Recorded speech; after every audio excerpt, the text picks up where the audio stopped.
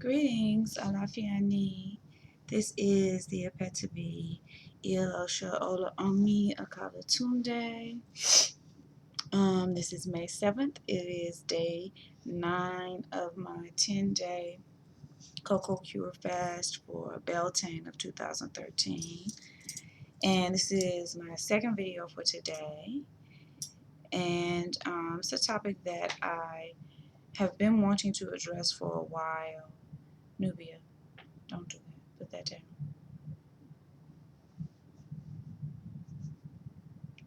And I have just been waiting to get a total and complete.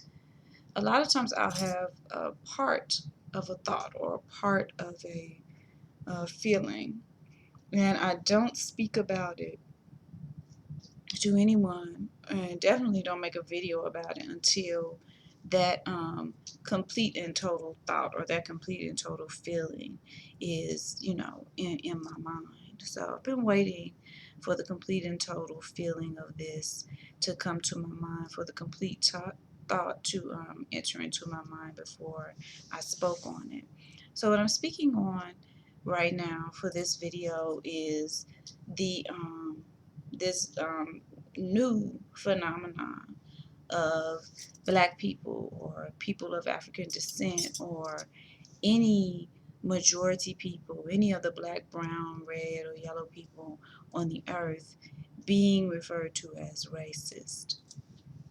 And when I first became a Pan-Africanist, I guess you could call it, we used to say that because racism was a system that oppressed and disenfranchised groups of people by keeping them from economic and social resources, that black people couldn't be racist because black people didn't have the power right now to disenfranchise other people like that. So that's what we would say. But I did not want to address calling black people or African people or majority people racist from that perspective, because to me that is just a technicality. That's a technicality. We all know what is meant by the term racist. We all know what is meant by that. And if we don't think about the systematic methods of oppression used against my ancestors when someone who looks like me is called racist. That's not what you're talking about. What you're saying is that I have a distrust or a dislike for white people. That's what you're saying. And in general, the people who call people who look like me racist are white people. So my thought on this is that if you are the member of a group, and when you are a member of the group of human beings on earth who have been and continue to be responsible for the murder, for the rape, for the disenfranchisement, and what I mean when I say that is you steal resources. Still today, at this moment right now, you are stealing resources from people who look like me. And the way that you do that is you either kill the people or you physically push them off of their land. So you steal the natural resources of the people. And you steal the human resources of the people because you take the people themselves and you force them to work for you while you are stealing their resources. So you have historically done this and you continue to do it in the current world. Currently, you are doing it. It is happening right now as we speak. But what you then do when I say, well, I would rather not align myself with you. I would rather not. Live in your neighborhood. I would rather not spend large amounts of time with you. When I say that, or when anyone says that, or when anyone feels that and expresses it, then you turn around and say that I'm wrong for feeling that? What platform are you standing on? What political platform, what thought process are you using to say that this could ever possibly be the case? You are the part of a group of people who continue to victimize the group of people that I am a part of. But what I am expected to do is to love you and give you access into my inner circle. How is that logical? In whose thought process is that logical? In whose thought process is that correct? As I stated before in the video that I made earlier, only an abuser looks at a person who is being abused or who has been abused. And when that person takes steps to protect themselves, says that that person is wrong. That's only an abuser.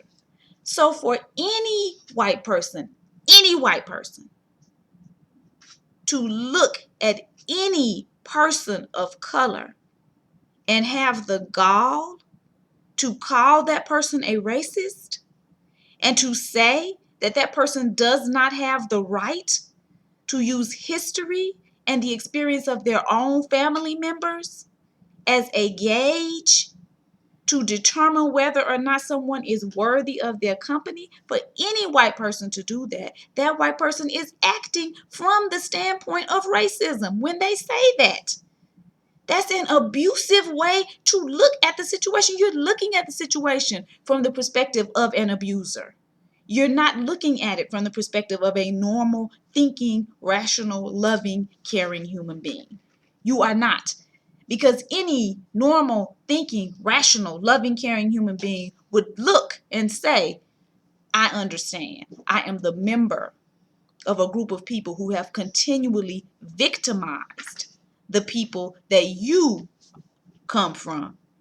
And so, what I'm going to do is take steps and have actual actions that I perform that show you that I, one individual person, am trustworthy. That's how that works. That's what you do. You don't get to turn around and call me a name. You don't get to turn around and say that I'm bad and there's something wrong with me because I'm acting from the perspective of self-preservation. Self-preservation is the first instinct of anything that exists. Even a being that's only one cell acts out of self-preservation.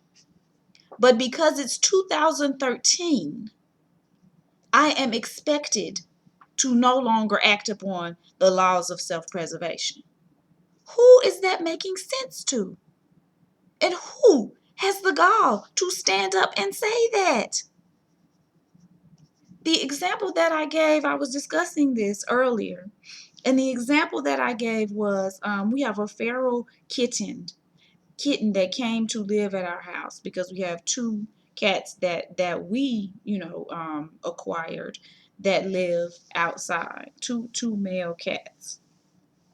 And so once we moved into this house and we had a nice big yard and I moved those two cats outside, then this feral kitten started to come around. She was a small little tiny orange female kitten. And she would come, of course, she knew what time the food came. So she would be at the door when they were there crying for food. And she would be around when we went outside. But because she's a feral cat, when we would walk outside, she would run away. Because more than likely she's been, victimized by human beings. She's probably had rocks thrown at her. She's probably been hit. She's probably had water thrown on her because these are the things that human beings do to cats. And so when I saw the cat run away, my reaction to her running from me was not anger. My reaction was sadness and then understanding. I understand human beings have mistreated this cat. So what I will make sure that I do is be an example as to how human beings can be nice to cats. Another example I gave is, in general, when a man meets a woman, a man knows that he's going to have to work to gain that woman's trust. The reason being is, historically, men have betrayed women, have treated women in ways that are less than honorable. So any man knows that any grown woman or woman of age has a sense of distrust towards men. And that's not my fault. That's just the way that it is. So please don't give me 1,000 comments on how that's my fault. So what any grown man does is, he takes the time to win the trust of the woman.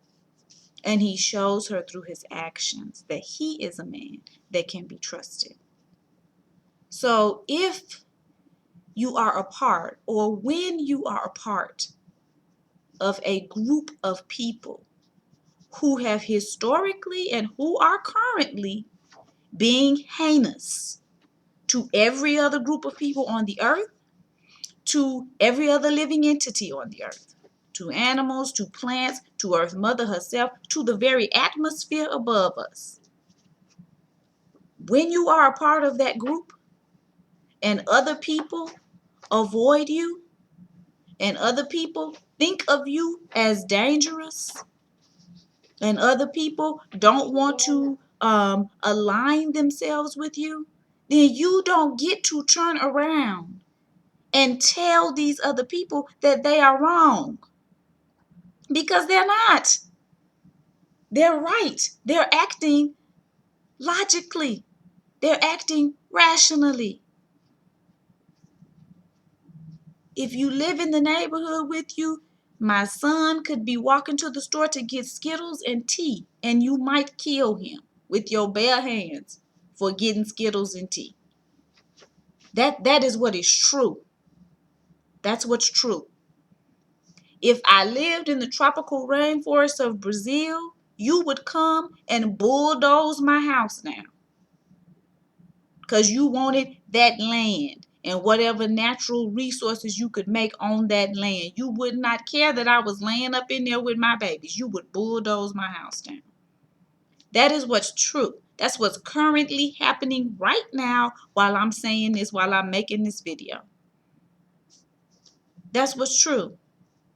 So you're a member of this group that is known to act like this. And when everybody says, or when people choose to say, I don't really, feel safe in that particular group, then you say that that person is wrong for not feeling safe, as though you don't know what your ancestors have done, as though you don't know what your peers are currently doing. Like you don't know. You're just oblivious to that. So there is not any rational, logical way that a person of color can be racist. That is not true. If you, as a white person, want to befriend and want to be close to people of color, I personally think that that is a possibility. I experience it as a possibility in my life. But if that's what you want, then you will have to take steps to build trust with that person of color or with those people of color. If you globally no longer want to be seen as a monster and as something that is best avoided, then you need to globally make a change. The way to handle the situation is not to turn around and say that the victim is wrong for saying, I don't want to be victimized anymore, so I'm not going over there by those abusers. The victim is never wrong for saying that. So the way to heal it is not to say, you don't get to say that. Don't mention that. That's not healing anything. The way to heal it is to act differently. Each individual white person, take the time to show that you can be human. And when you take the time to show that you have the possibility, the capability of being human, then you can build relationships with individual people of color and allow them to see, oh, there is a different possibility. People are open to that. But understanding logically what is going on with people of color all over the world, and how we continue to be oppressed, and how we continue to be disenfranchised, and how we continue to be enslaved, please do not turn around and point the finger at us and say that we are wrong for calling you an oppressor, a colonizer, a victimizer, an abuser, and an enslaver.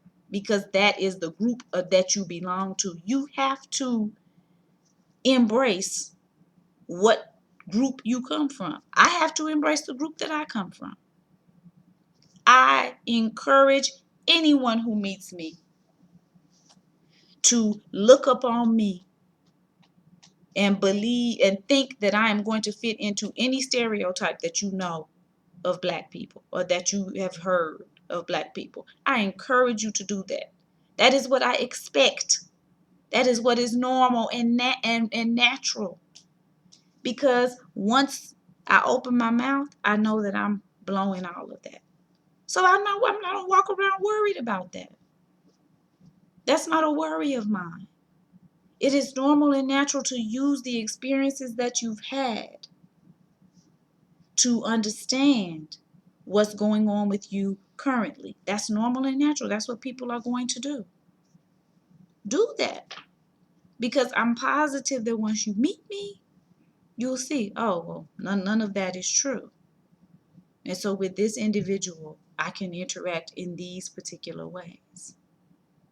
So that is my spiel on that. I have one more video that I have to do for tonight, and then I will be calling it a night and turning in. But peace, love, ecstasy, abundance, bliss, enlightenment, and deep, powerful, intense, unconditional love to all of those who are wishing the same to me, and the lessons of life to all of those who are wishing me otherwise.